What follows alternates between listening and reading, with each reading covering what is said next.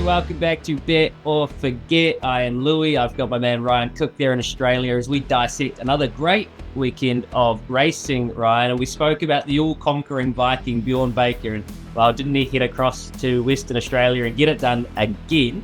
Got me thinking, Bet or Forget is... of the top-line trainers, is he somehow a little bit underrated still at the moment, Bjorn? Hello again, Louis. Yeah, look, I'm going to have to bet on this one. Underrated is definitely the right word to describe Bjorn. He's become an absolute master at these little hit-and-run missions, particularly over in Perth. Not known for winning Group 1s all the time. He's been very good at winning Group 2s and races a little bit below that level, but we know what Overpass has done, and he also had a Arapaho win the Zipping Classic on Saturday. So, I would happily bet this one. It's funny because there's nothing about him that should seem underrated. He's about 8 foot 100 and he's very loud, but he somehow does pick up these kind of, you're right, he wins Group 1s, but kind of when you wouldn't expect him, he pops up here and he'll win a really nice race. Then he can target prize money really well. He's very shrewd.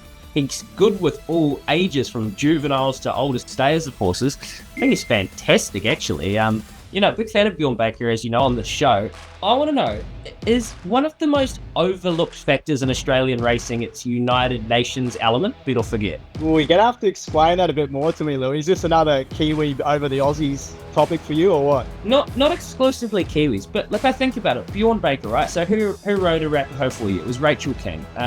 You've got, obviously, the Wallers, the J-Max, the Collets. At the moment, Saffy Osborne's in Victoria. You've got Billy Loughnane, who's one of the superstar jockeys in the United Kingdom, one of the best apprentices I've had in a very long time, coming out to ride for Gay over wintertime. I think it's one of the best things about Australian racing, the international flavour, and it's what puts Australia in such high regard around the world. So what are you doing, betting or forgetting?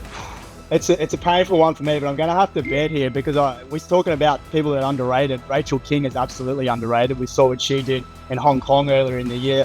It does beg the question of who Australia's best jockey is. I probably have to argue that it's Blake Shin right now, but you got J-Mac, you got the Irish jockey that you just spoke about. So yeah, Australia does have to lift its game a little bit.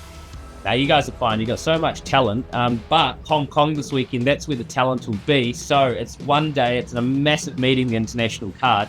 Do you reckon it's a better one-off card than Royal Ascot is for the week? Look, yeah, I'm going to bet again. Royal Ascot's always been the top of my bucket list in terms of meetings I'd want to go and see. But this weekend could be absolutely historic. We've got Romantic Warrior going around, Karying Rising, and then Without a Fight. Those are three of the best horses in the world right now. So if there was one meeting I wanted to go to this year, it would be Hong Kong. I'll forget it only on the proviso that it doesn't have the depth of Royal Ascot, the horse numbers, the quality, the amount of races that every day at Royal Ascot. You get 5 days of just top liners. You get one day here and really the market's kind of telling you all you need to know about Karying Rising and Romantic Warrior. But I can't wait as well. It's going to be a hell of an occasion. We'll be back to bet it out later in the week, Ryan. See you then. Imagine what you could be buying instead. For free and confidential support, call the number on the screen or visit the website